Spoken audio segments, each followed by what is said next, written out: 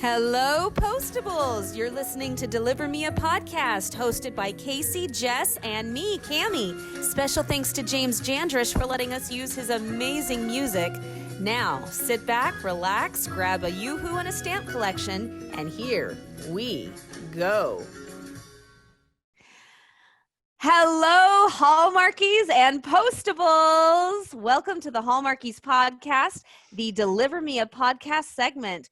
We are here to talk about Signed, Sealed, Delivered, 1 in a Million. I am Cammie Clements, and I am your host for today. Lucky me, and I am joined by 3 lovely people. My 2 co-hosts, Jess. Hey, guys. And Kaycee. Hi, everybody. We're so excited today. Because we have a special returning guest star with us, Mr. Lane Edwards. Hi, everybody. Hope you're safe and well. Wonderful. Okay, so Lane, the last time that you came on, it was to talk about Dark of Night, Right. where you played Michael Wheeler, a very different role from from your role in 1 in a Million. And you said that there was an interesting story about it, how you were not the original choice for Lester Kimsicle. Can you tell us about that? Well, first of all, you're right. Michael Wheeler and Lester Kimsicle couldn't be more different. Oh, they're opposite ends of the scale. Yeah, the original, Peter Benson was originally cast as Lester Kimsicle. I think this knowledge is out there. Martha's talked about this. He would have been hysterical. Yeah, and he had an opportunity to work on some live theater that was just a really, really wonderful opportunity for him. And Martha was gracious enough to let him out to be able to do that. And so I had come in before every episode of before every episode of TV, all the cast get together and they all sit around the table and they read the script, and it's usually videotaped by the network in LA, and they sort of watch it this way on Zoom or on Skype, and the director watches it, and it's an opportunity for everybody sort of in every department, all the department heads, to hear the words and to hear the script.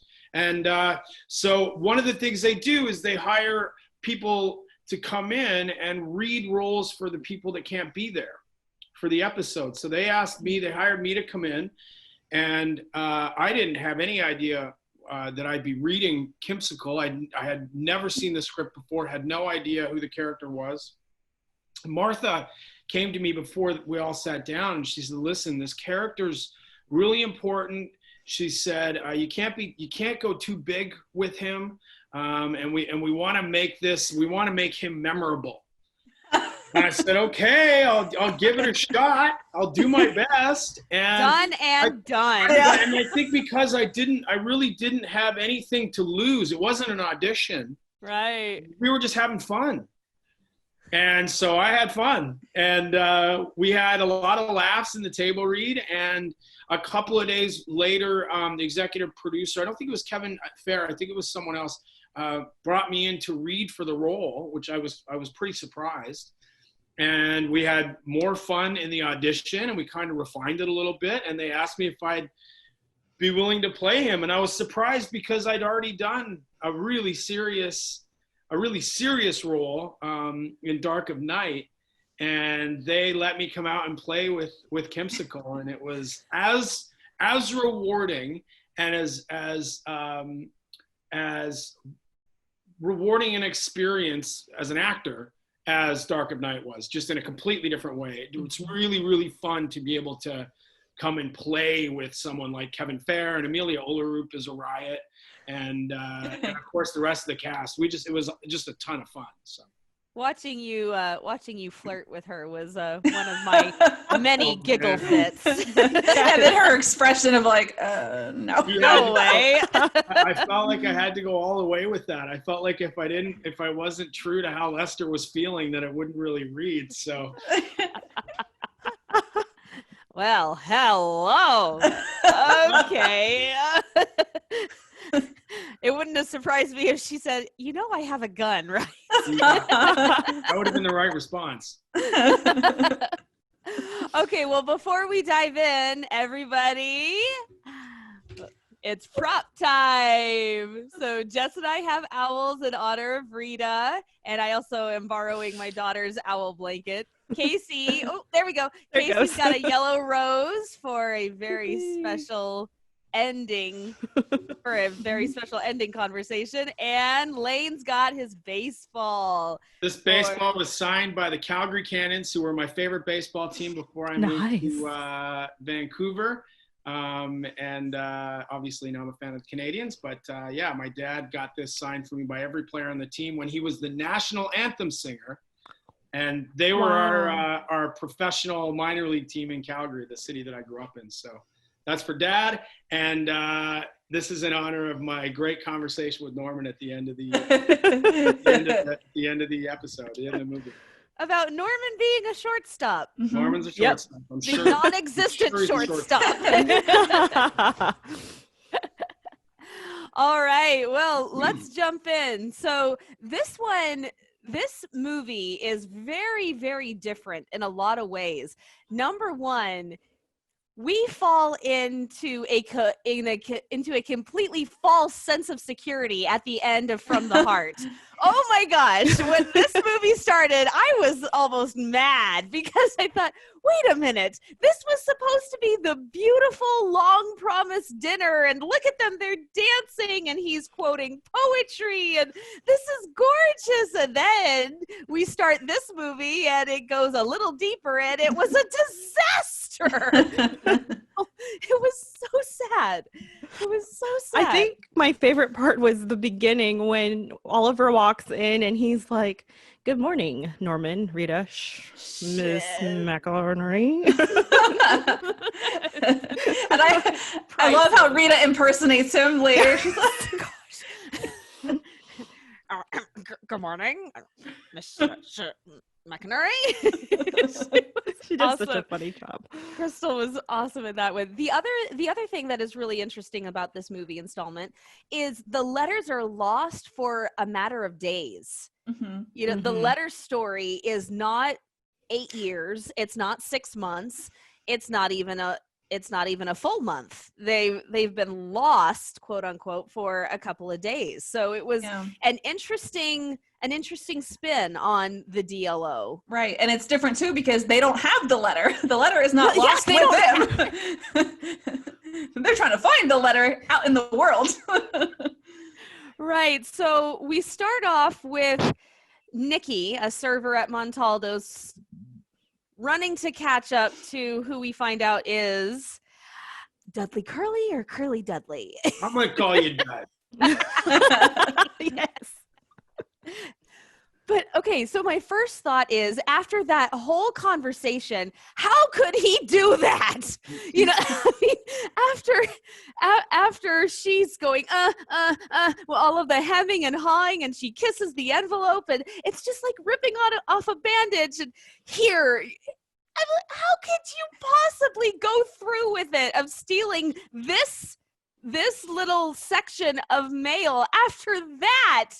The man had no heart at that point. He was driven by revenge. No shame. No shame. And I think deep down he knew he was never going to destroy the letters. Yeah. Like they were just kind of delayed. Yeah, you don't work as a postal worker for 45 years and then just burn letters. It was all a bunch of talk. All right, so I don't want to know what everybody thought about this back and forth of Nikki and Graham going back and forth. They're on their first date. No, it's their anniversary. No, they're on their first date. What did you guys think of that? I feel like that would have been me and my husband. Because he doesn't listen to the podcast, so I think I could say it. When it comes to instinctual things like that, he's usually right, which is weird. I know. He's usually right on the money. Like, we'll be looking at a couple, and he's like, they're going to break up. And I'm like, they're so in love. And sure enough, they break up 2 weeks later. And I'm like, how dare you? Wow. You know, it's so weird for a Would you dude. call that emotional intelligence, or what is that? do you He think? must have higher emotional intelligence than I do. A sixth sense. I don't know how that could be possible, but okay, we'll go with it. Jess, what do you think about their back and forth? And Or maybe it's me because I guess I wouldn't be the one like looking at other like people and trying to. I don't like people watching that way. I guess we've I'm got like, the non-hopeless romantic over here, so she doesn't care about I'm like, chemistry. who cares what everyone else is doing? There's food. Like, let's eat. Like, you know. Minds their own business. There's food. We don't care what's going on. In over there. regular life, people love that, but in the Hallmark world, you wouldn't make it 5 We want feet. to hear every You know? conversation. So, Lane, what do you think about that whole back and forth? Well, I think that I think I have to go on the side of it not being anybody's business, but the people that are having the conversation at the table. And, ooh. Okay, Kaycee, we lose. All right, so in walks Mr. Kimsicle. I love how you say O'Toole, Mr.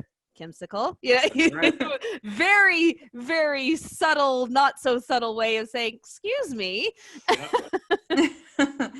And there's like a Yeah, full what? CIA theme of like. That was a big part of his character. He had to always make sure everybody understood their position in relationship to him. Yes, it had Very propriety. Yeah. Oh, Because ultimately he wasn't that comfortable in his position. Are we talking about Oliver or are we talking about Lester? Just an insecure, lonely man. Oh, poor Kimsicle. We need to get that man a popsicle. Maybe that'll make him Right. feel better. I have hopes for Kimsicle. I'll share those at the end. Kimsicle, Your hopes. here's a popsicle.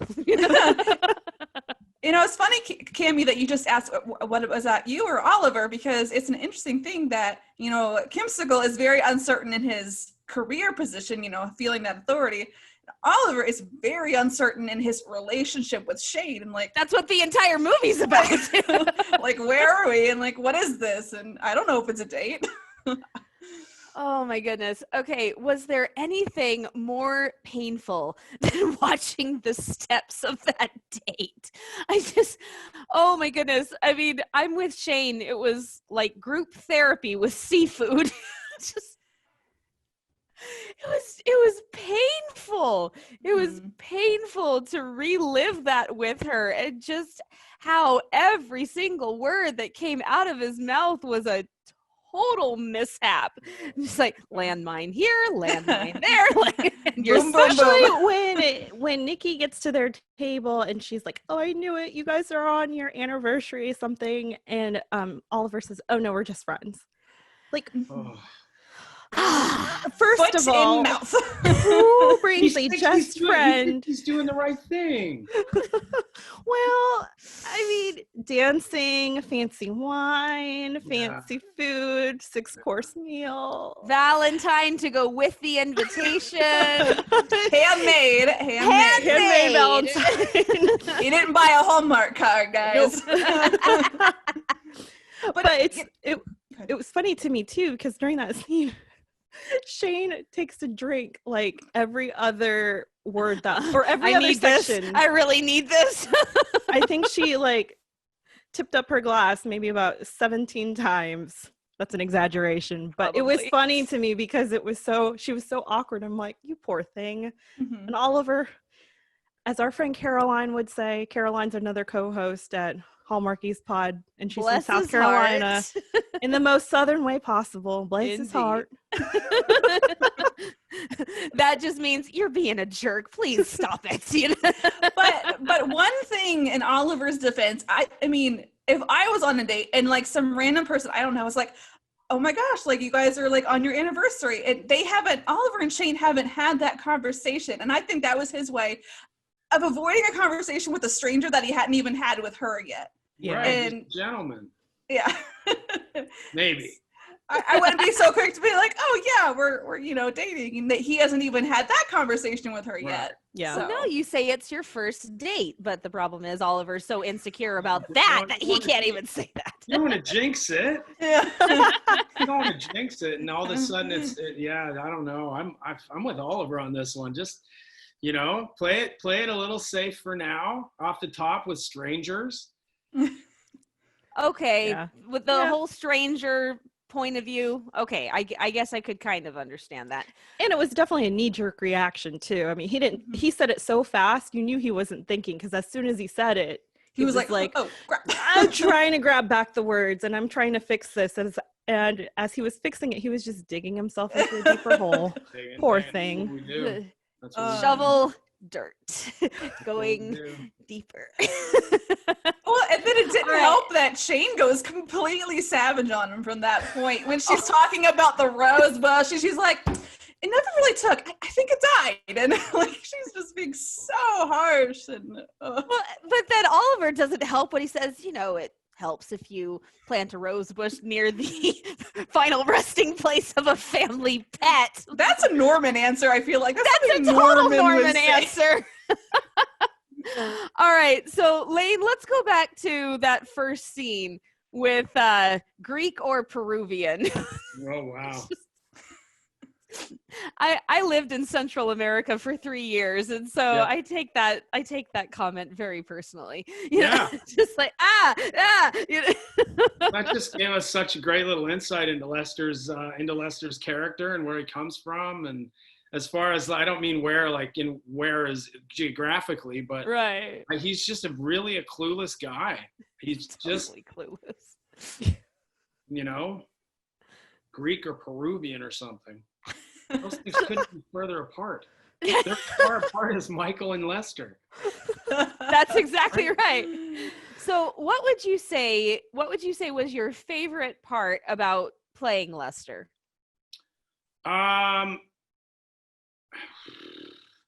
It was challenging. It was challenging for me because I tend to radiate towards drama.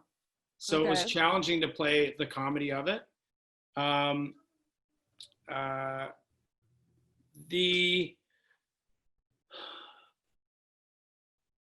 Generally the fun we got to have. One of the things that Kevin and I talked about in the beginning, it was really important to Kevin in the scene in the office, which we'll get to in Lester's office, where we're talking about the duck. And go for it. That's where we're at. So go for it. Okay. And I thought there was a scene before that. So, but one of the things that Kevin said is, if you're talking, you're moving. I don't want you to ever be standing still while you're speaking. You're constantly moving and pacing, and which as an actor, that kind of gives you the freedom to sort of be big and play. And, we just from stem to stern, and we did all this kind of stuff. And it gave me permission to be really free with things like bellowing into the megaphone, which you don't need to do. You don't. The whole thing about a megaphone is that you can just hold it up to your mouth and I said to Kevin, I'm like, it feels like he should bellow. I mean, I don't want to make people say, oh no, Lester should absolutely bellow into that megaphone. and that's so that's kind of what we did. So that I think the freedom to just really play with him. My favorite, I think my favorite moment comes later, but I'm sure we'll get to that. But go ahead and say it, because I mean, if they're listening to the podcast, they've seen the movie. So my favorite moment is at the end when he cries when he's listening to the record, when he's listening to Oliver on the radio talk about his feelings, and he gets emotional. He gets emotional, and that gives me a little hope for Lester. We kind of have hope that he's not just a horrible person, that there's love and affection in there. But that, and when he tells Dudley he'll call him Dud, and he needs to see some proof of life. Proof of life. Yeah. I mean, there were a lot. Talking to you, you moron. I'm gonna need to see some proof of life. Proof of life. Yeah, and the guy who played Dudley was great too, because he was kind of up in the levity of it and gave you guys a great dynamic, because his character is a little bit, ridiculous in a way too, in how he's completely ridiculous. Peter Hanlon, and what's funny about that is obviously the scene where he's in the house, I can't see him. Mm-hmm. He's just yelling. But it's kind of like people say Tom Hanks is on the other end of the phone if you have a phone conversation with Tom Hanks. Peter was the same way. He didn't I almost said a word that I wouldn't want to say in a Hallmark podcast. He absolutely gave everything to every take, even when we couldn't see him and even when the camera wasn't on him. He was back behind that wall yelling. And so it was really fun to work with him. Really, really fun to work with him. Yeah. Was there any part of Lester that was challenging, or was he just kind of a fun character? Because we talked about you playing Michael, that there were a lot of challenging aspects. Was there a part of Lester that was, any role is challenging in its own way, but I think in my perspective that this one was kind of a chance for you to just sit back and have some fun and just to be honest with you, it was. And that can be challenging in its own way. Comedy is always a bit challenging. Yeah. But this, again, it always comes back to the way Martha writes. Martha's characters just come off the page. And he came right off the page. It was really obvious what Lester was about and what he wanted, and mix that with Kevin Fair's direction, and it was a very, very playful, fun experience, and I'm sure irritating at times. There's no doubt in my mind that cast members were like, "Can we please stop bellowing?" There's just no doubt in my mind about that, but for the most part, it was just a really fun, playful experience. And another huge highlight was working with Gregory Harrison, who I've watched my whole life, right? He's and actually getting to sit down and talk to him about his experience as a veteran Broadway actor and one of the great actors of the last generation. And so it was quite an honor to be able to sit down with him as well and learn. You didn't call him FedEx in those conversations, I hope. No. I didn't call him Tom Wopat either. That's a bit of an inside joke that I'll share with you. Growing up, when I was a kid, I watched Dukes of Hazzards a lot. Okay. And we watched St. Elsewhere a lot. And I always confused Tom Wopat, who played Luke Duke, with Gregory Harrison. Oh, dear. Always. And he said, and I told him that story on set. I said, growing up, did that ever happen to you? He said, honestly, it's happened to me my entire career. It still happens to me. And he's one of my best friends in life. Whoa. Tom Wopat and him are like really, really good pals. And it's been happening to both of them their entire career. So I didn't feel so bad about that. That's so funny. I used to confuse Matthew McConaughey and Josh Lucas. Those are the two that I would get confused. I'm like, okay, which one is that? Okay, that was my actor confusion. So, Jess, Kaycee, did you guys ever do that? I don't think so. That I have, but I will say, so because I watched Signed Sealed, in the living room, my kids are like running around. What's her name? Oh my goodness, I just lost it.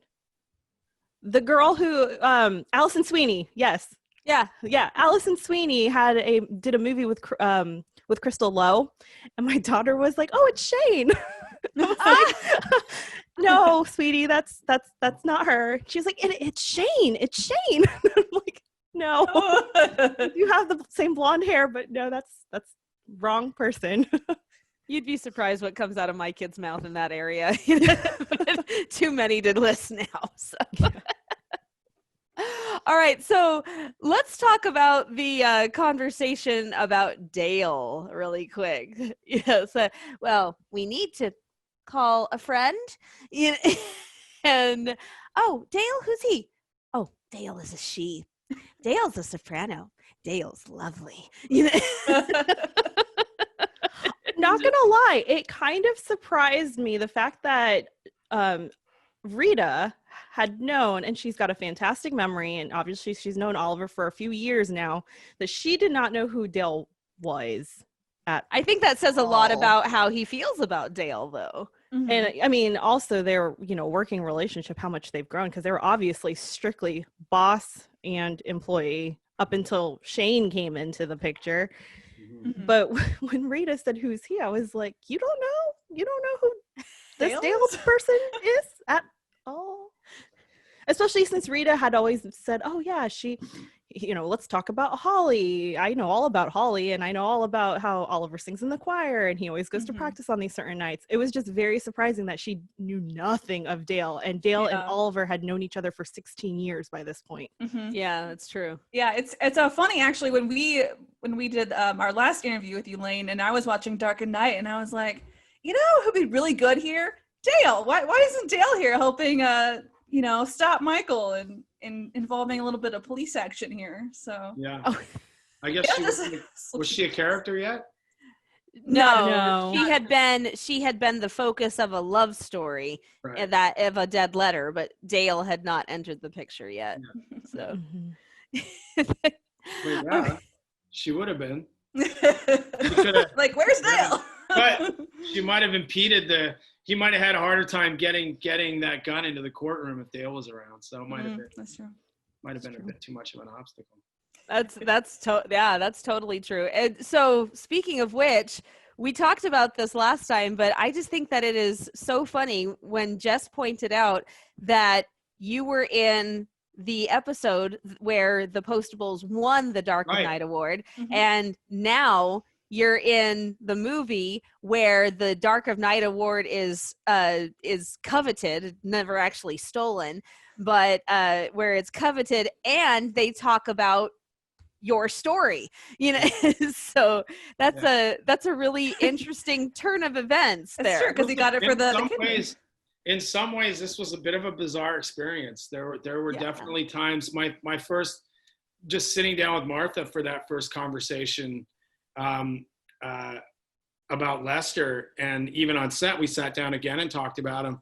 And it was really strange to be. There were moments of deja vu where because Michael was a long time ago. Right. Michael was quite a few years ago. So there was I feel like I've had this conversation before. And I'm like, oh, yep, I've probably had a similar conversation before. But yeah, there were a lot of moments like that. Huh. So let's talk about Nikki and Graham for a second. Let me ask you guys. I mean, Lane, obviously you had the script, and so you knew. But just from watching the film, when you guys heard Graham on the phone, did you think he was cheating on her? Because I immediately said it's his mom or his sister or something. I immediately said that. I said, no, there's nothing. There's nothing wrong here. He's not being a bad person. So I immediately thought the best of him. I mean, I hate to say it, but my mind generally goes that direction most of the time, just because it would be kind of a boring movie if he was just cheating on her. Right. That would just end up, the story wouldn't really have the story wouldn't really have anywhere else to go. And if the story is going to have somewhere else to go, then he can't. But that's where my mind goes to anyways. And that just comes, I think, from reading a lot of scripts and a lot of, but I thought acting wise, it was awesome. He didn't give anything away. No. There was nothing given away by anybody. So, but yeah, just generally, plot-wise. I'm hard to fool when it comes to stuff like that. Yeah. Kaycee, Jess, what about you ladies? What did you think when you saw that? I don't remember if I had a thought about that particular conversation, but what confused me a little bit is, so she didn't really overhear his conversation. I mean, she was nearby, but she didn't seem like she heard it. And then when he went to her and we need to talk, he didn't even say anything about, he never even got that far. She just leapt to a conclusion and hightailed it out of there. And it's you never even let him say anything. He just said, and he didn't even follow. You always follow. I didn't know. We're supposed to do that. We're supposed to follow. That part was so funny. We're supposed to follow? Yes, like in the movies. Except for this movie. Except for this movie.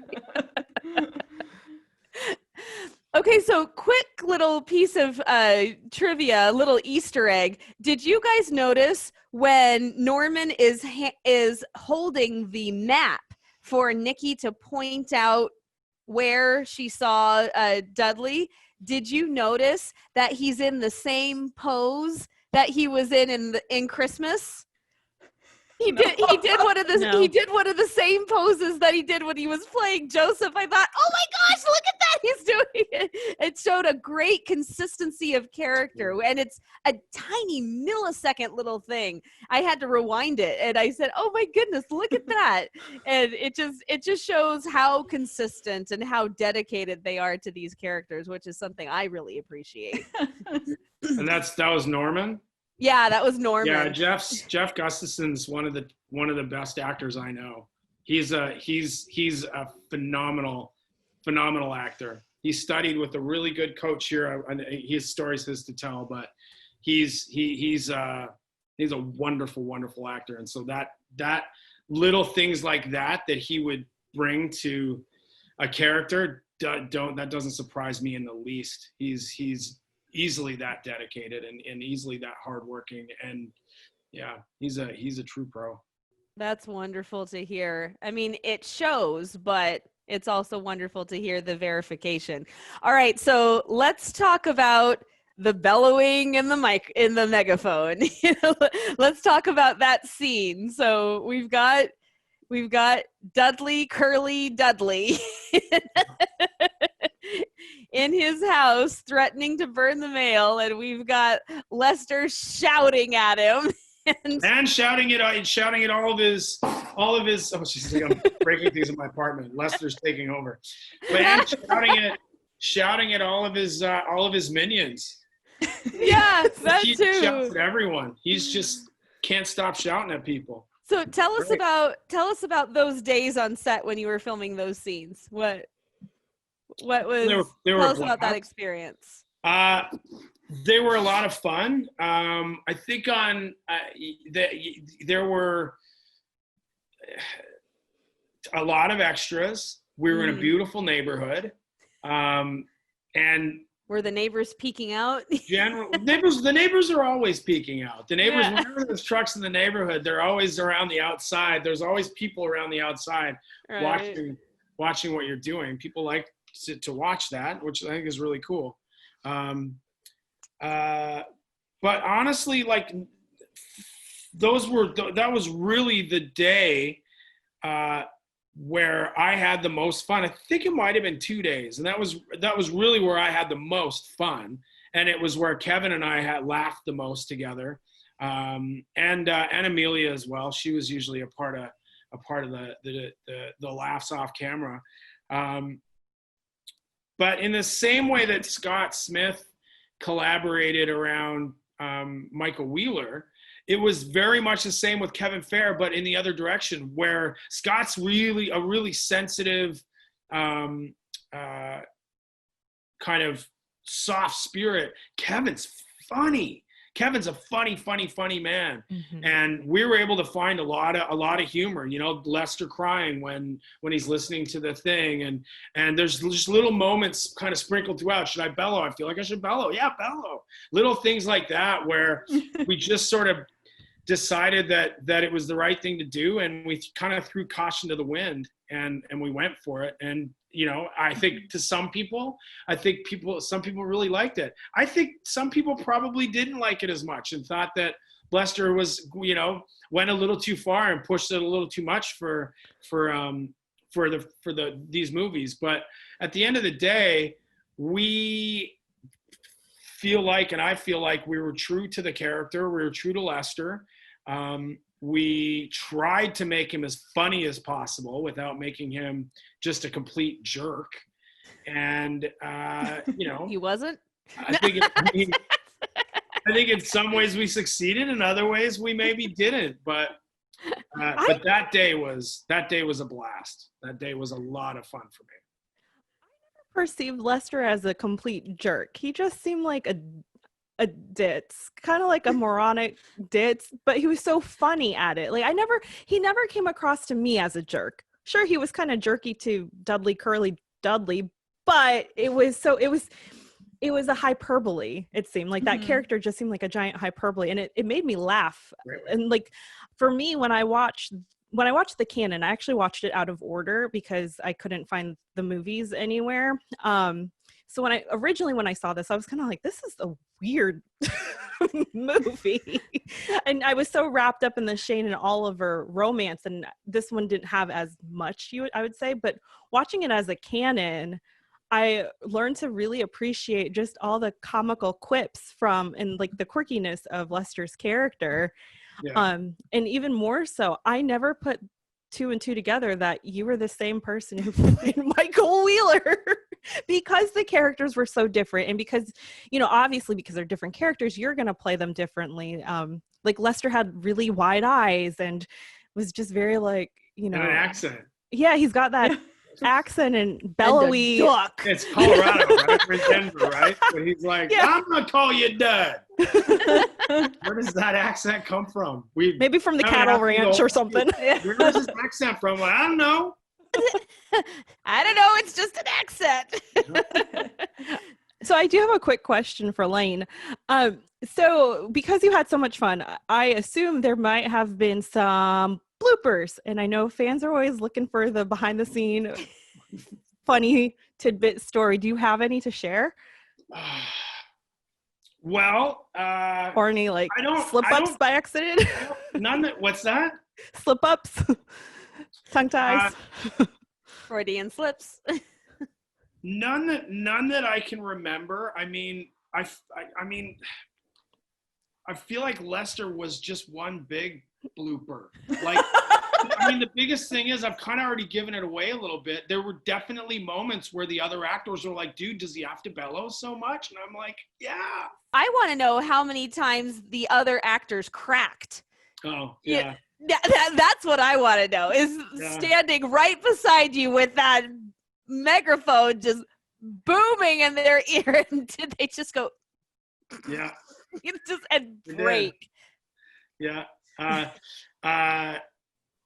Kristen cracked when I hit on her. And in the table read too, she was like, what? And I was like, that's the line, I'm not doing anything. I didn't write it. But yeah, there were definitely some pretty fun moments like that. So let's switch over slightly and let's talk about that wonderful father-son conversation in the truck because somebody wouldn't let Joe out. Stay in the van or stay in the truck, FedEx. Yeah. It's government business. So this was one of the moments that, they found the humor, but it was not a humorous scene. And it's just one of those ones where it hit home. It was really beautiful. And then it bled over into when they were in the scene with Curly as well, where you have that really strong father-son dynamic. And I really love how, because even as an audience member, I couldn't quite put my finger on either one of their behavior. Shane and Oliver on the date. I'm like, why are they being so dumb right now? It was bugging me. And I really, really loved how Joe just laid it all out. He said, well, no wonder she brought up all those other men that she went to the restaurant with. It was self-defense. You said she was just your friend. Okay, now, Lane, that is something that I am really sad that we did not get to see. Because in all of those flashbacks, we see the reaction of Oliver. You came here with Lester Kimsicle? Just the utter horror in Oliver's face. But darn it all, there was no time to actually show you on that date because I could just imagine how Shane's eyes must have rolled into the back of her head by the time the night was over. Yeah. Just check, please. It wasn't a real date though. It was for postal security, in the name of Oh, it was postal for security. security purposes. It was a business date. It was a work date. Did you and Kristen talk about what quote unquote happened in the backstory so that you had better interaction with each other on screen? Was that a conversation you guys had? Oh man, I wish I could say that we did, but we didn't really. We just kind of decided that whatever it wasn't a long thing, that we, recognized that Shane had better judgment than to carry things too far with old Lester. That it was probably fairly short in her mind, but that in Lester's mind, it was probably something a little more meaningful. Apparently. Yeah. All right. So then we go into the house. And one of the things that, even though it's kind of silly, there are two things that I think are really powerful about this scene. And I want to know what you guys think as well. There was the letter, obviously, the letter to Curly that was sent by the little girl after he said, no one knows who I am, no one knows my name, and no one's going to miss me.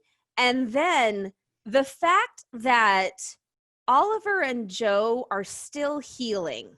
They're not 100% back yet with each other. And to see Oliver go to such great lengths to help his father, to defend his father. Those are the two things that really stuck out to me about that scene. That and Joe just being kind of the voice of reason. Oliver and Curly are going back and forth. He's like, what are we doing here? What is this about? I was like, you go, Joe. Yeah. So, but those two things really stuck out to me, is that someone did know Curly's name. And one of those letters was worth 1,000 Dark of Night awards, because she noticed and she loved him and she was going to miss him. And then the fact that Oliver was defending his father, who he had been estranged with for a long time, and they weren't quite at 100%. And the fact that he just came straight up and did not even hesitate to defend him really spoke volumes about his character, I thought. So what do you guys think of that scene? Lane, I know that you weren't in that scene, and I don't even know if you were on set the day of that scene when that scene was I was actually, that was one of the 2 days that we shot the other stuff with Lester. So I was there, but I was also there for the conversation in the truck when he gives him his fatherly advice about being with Shane. So yeah, please. I just think that those are great moments that, again, like going back to Martha Williamson, she just writes those moments so well. And ultimately it's amazing how with your family, no matter what you're coming back from, when things are really bad and your family needs you, you're just there for them. There's no question about it. I think that's a value that a lot of people can relate to.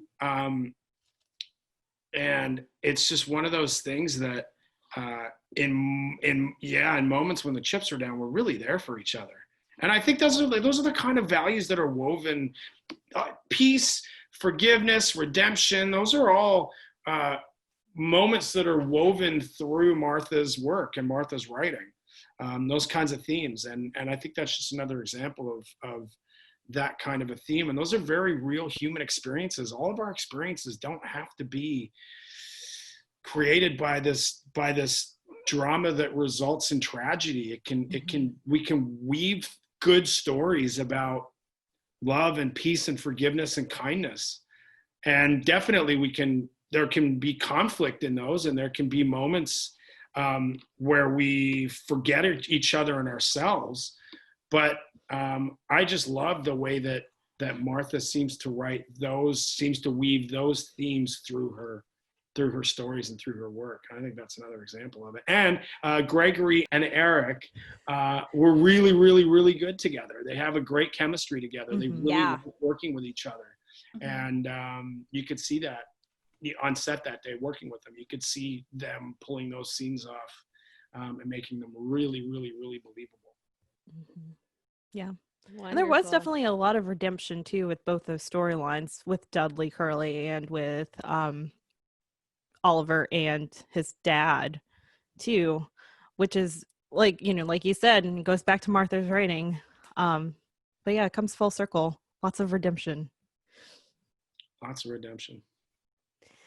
And So- hopefully redemption Not for Lester. Not for Lester yet. That's No, what I we- haven't. No redemption for Lester. No, wait. We need I know. redemption for Lester. We need redemption for Lester because we need Lester back. And I have an Yes. idea on how to bring Lester back. Let's He hear- attends the wedding and he meets a very nice, very weird Okay. person sitting next to her. Next to him. Or Hazel. Hazel, or Shane's sister comes back, and Shane and her sister, because their storyline is they've been estranged as well, and then they reconnect in one of the later movies. We never see her, so she's not an actual she's not been played by anybody yet. But it would be kind of fun if we meet Alex, the sister, and she talks about how she met a guy who was part of some security task force, and it's Lester. Oh, And then my Lester word. and Alex have to go on a double date with Shane and Oliver. Oh, and it's just my A whole comedy of gosh. errors, the whole I love it. entire But I movie. think what would be really funny, is if they met at some kind of a group where Lester was learning to be a better guy. And so the comedy in a double date and seeing Lester again is him trying so hard to be a better guy. And sometimes not getting it right and sometimes getting it right. I think it would be great to see him make a little progress. Yeah, As a person, as a human. I think that would be awesome and hysterical. I think you guys can all bring me to say that. What's that? I think you guys could all bring the comedy with Oliver being all, Oliver and straight laced and like, he's not a gentleman. What are you talking about? And Alex going, yes, he is. Look, he's really trying. And he said this and did this nice thing. And Shane's all like, that wasn't really that nice. Yeah, right. But it is for Lester. It is for Lester. Exactly. So I think that would be fun. We got to bring you back, at least for the wedding. Hey, I feel the same way.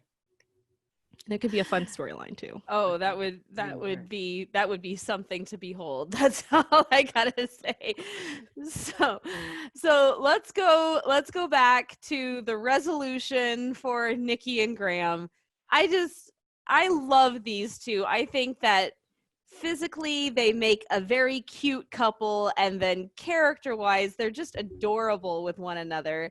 I think that the two of them, when you see them, they're the kind of couple that you would cry if they didn't get together. They just belong together, and I wrote down her 4 things because it made me giggle so much. So first, I love you forever, love you too. And second, I'm really sorry that I ran off. And number 3, you are so stupid. And then what are we on? 4. Right, 4. Will you marry me? And he's not shocked. He's not saying, what are you talking about? He says, in a minute. That's my kind of guy right there. It's so sweet. So sweet. And then just backtracking a little bit, we didn't really talk about this, but Rita's whole arc with talking about Bob and the breakup and how hurt Norman was that she had, heaven forbid, dated another guy in 20 years of her dating life. She had actually dated somebody else, heaven forbid. But I was taken aback when Norman found out from Nikki that Bob was a scammer, and he tells Rita, and she knows that Norman would never lie to her. And so there's no defensive reaction. She just stops and thinks about it, and she doesn't say, oh, that son of a, she does. There's no malice. She just says, wow, poor Bob. He must have really needed the money. And I went, whoa. And when Norman said, you're amazing, I said, I echo that. Absolutely. And I think Norman was very, very mature in how he brought her that information. He didn't kind of use it in a weird strategic way. Yes. And he was like, oh yeah, I trust you, Rita, but I don't trust Bob, and here's why. And it's more like very Norman, matter of fact. I didn't even think about that. What about you two? I mean, I thought Bob was fake. Well, just because the way she Mythical said boyfriend. Yeah, I thought it was, I don't know. It was so weird because they picked the name Bob. You know, Bob is just anybody. What's his name? His name is What Bob. about Bob? Like my daughter today came back with, her friends and her made a story, and like the narwhal's name was Bob. I mean, Bob. Yeah. And she goes, yeah, I dated a guy named Bob. And I'm like, you did? Bob? What? And the whole storyline was so funny to me.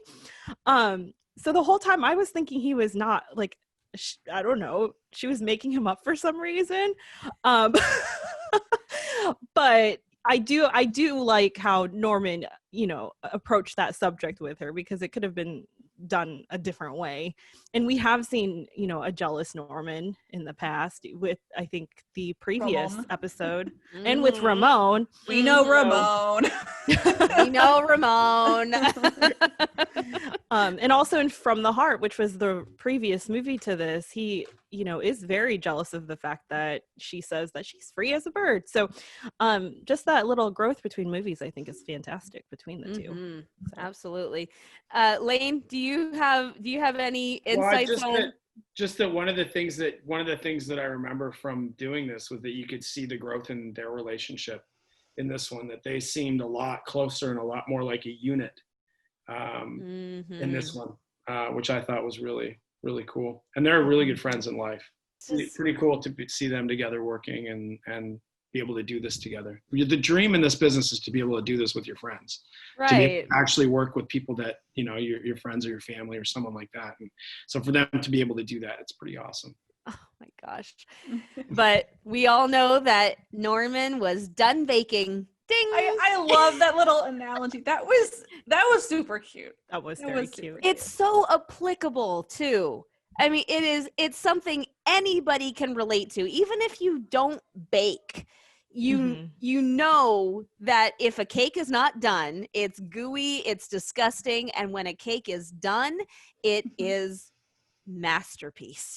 And you don't keep opening the door or your parents will yell at you. Right. They flop, don't they? They'll fall over.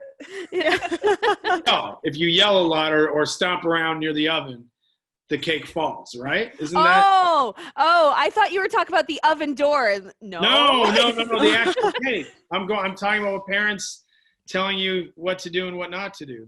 Yeah, if you thump too hard around it, then the cake can fall depending on the texture. Yeah.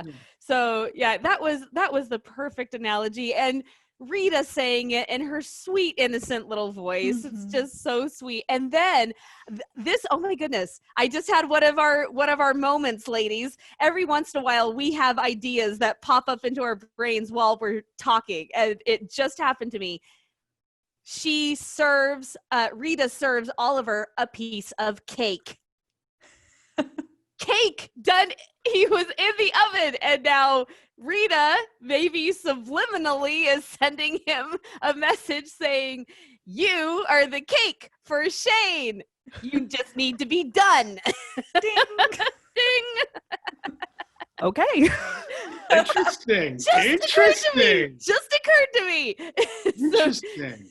Well, real quick on that, one thing we haven't touched on is Shane's and Rita's growth as their friendship, because this is the episode or the movie that Rita's all like, tell me about your date with Oliver. Did you wear the pink dress? Did you do this?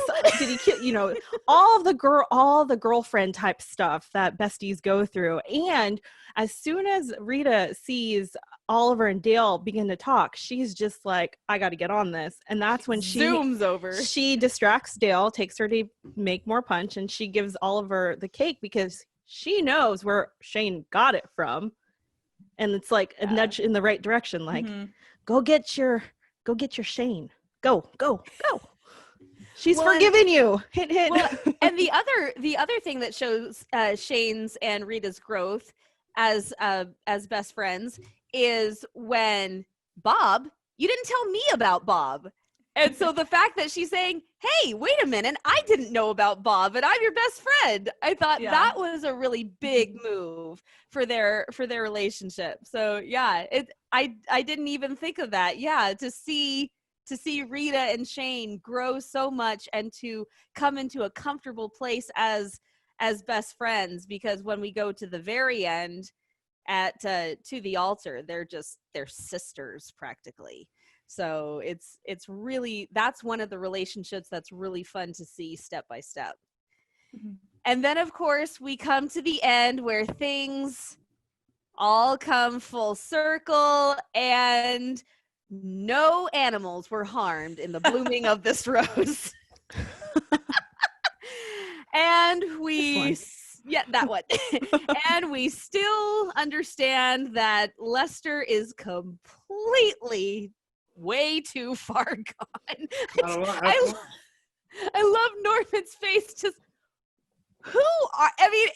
it's almost like Norman is saying, who are you? And for Norman to say that about somebody, that takes a lot. So it was hilarious. He just looks straight at me like. Yeah. I'm gonna bet $5 that you could not look straight at him or you were gonna crack up. I was laughing my butt off through that whole scene. He's so funny. And everybody lives dancing ever after, at least until the next movie. that is one of my favorite ending scenes out of a lot of the movies. Like, it's sweet. We know that I'm not the romantic of the group, but I'm sorry, you're what? That whole dialogue that they have, and I think it's interesting because it's a total role reversal where Oliver is all like super confident, like, oh, you didn't think we would have a second chance at Montaldo's, and Shane's like Shane's the one fumbling for words, and so should I put it on the calendar for this year? About next Saturday. And I love that, and I love the ending scene because it's so light and it makes up for the entire very awkward date. It really does. All right, everybody. Oh, great. Are you ready for Cammy's trivia? Oh, boy. Oh, Lane's warming up over there. Stretching out. All right. Ready. All right. Number 1. The magic word is... help. Yeah. How about help? You need something, just say the magic word. What precisely is the magic word? How about help? Yep. So clandestine of you, Lester. All right. What is Oliver's description of meringue? A waste of a good egg. Whoa, Jess, Wow. you are killing it today. That's a great line. Yeah, that is a great line because I don't care for meringue much either. So it's true. You just like throwing the whole yolk away. Like, what's that about? Yeah. All right. Are we ready for this one? This just makes me laugh before I even get it out of my mouth. Okay. What is Curly's lunch? It's corned beef pastrami on rye. Nope. You're close, but you're close. But it's not cornbread. It's not. It's corned beef pastrami on rye. Nope. Really? There's definitely corned beef. I know there's corned beef. There's corned beef. It's Lane. not. Lane, you're the old. Hold on. Lane gets a turn too, Jess. No, it wasn't right anyway. I was thinking of something. Is it corned beef and ham on rye? No. No, I don't remember. I'm sorry. Oh, is it corned beef and like tuna? No. Oh, I know it's weird. It's something gross. It is something gross. I still remember Lester saying, "The man's a savage." The man's a savage. All right, ready?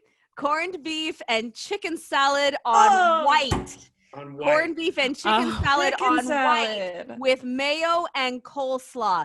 Joe was ham on rye. That's right. And Norman was a double pastrami on rye. Ah. So you guys were kind of mixing all of the lunch orders. And then, of course, there was, do you know what Dale would want? No. Good. Good. And that's the way it should stay. All right. All right. What was the number form? 1067E. Very good. I knew that was going to be a question. I memorized. I almost I didn't. need that but one. I almost didn't, but I decided I'd let you off easy. Okay, what was the little girl's name who Betsy. sent Shirley? Betsy. I remember thinking it was really odd for a young girl to be named Yeah, Betsy in this day and age. Betsy for a 6-year-old or wow. It's like a grandmother's name. Okay. That's kind of common to name kids after their grandparents now, isn't it? That's Isn't true. That's It's true. It's coming back, yeah. It is, yeah. Grace and like Hazel's. and- Agnes, Hazel. My little girl is Lydia, which is a very old-fashioned name. So yeah. Mhm. Yeah, it is. All right. So the burrowing yellowtail owl, where do they hail from? Antarctica. Nope. Well, that's where the letter was addressed to because I paused Yes, it. but there's a specific place. It's like Bouval or Duvet or there's a V. Oh, I know it. I knew. It's like V. I don't know. There's a V in the middle. Yeah, but I don't know. Bouvet. You said duvet and Yeah. Beauvais. So you got Yeah, yeah. I get Listen. half a point. Mm, She doesn't need the points. I will never do well on these. This is my only one. This tells you how much I love 1 in a million. she studied to look good for their guest star. All right. And here's a little bonus. Regulations are what? Regulations are here. I'll give you some more. Regulations are blank on the gangplank of life, Missy. It was one of your lines. Oh, Oh man, I don't remember. I mean, I remember that line. I say it to Dale, don't I? No, I don't. No, I you say it to Shane. Say it to Shane. Because Trying to be she's philosophical trying to, like Oliver. she's trying to take the letter, but she'll get it back in the DLO. Oh, for Right. heaven's sake, Lester. Yeah. is I it don't like- remember. Okay. Never mind. I lost it. Life jackets. Life jackets. Regulations are life jackets on the gleam on the yeah. gangplank of life. Yeah, say it for us, please. Regulations are what is that? Life Regulations jackets. are life jackets on the gangplank of life, Missy. Beautiful. That was perfect. All right, everybody. Well, thank you so much for tuning in. Lane, thank you so much for joining us. Tell us where people can find you. Thanks again for having me. You can find me on Twitter at Lane Edwards, Instagram at Lane_Edwards14. Thanks, everybody, and we'll see you next time. Bye. Bye, everybody. Hi, everybody. Thank you so much for joining us on today's episode. For more juicy details and to hear what's coming up, don't forget to follow us on Twitter at DeliverMeAPod and on Instagram at DeliverMeAPodcast. And please check out our merch store for tons of Postables inspired merchandise to enhance your fandom. See you next week.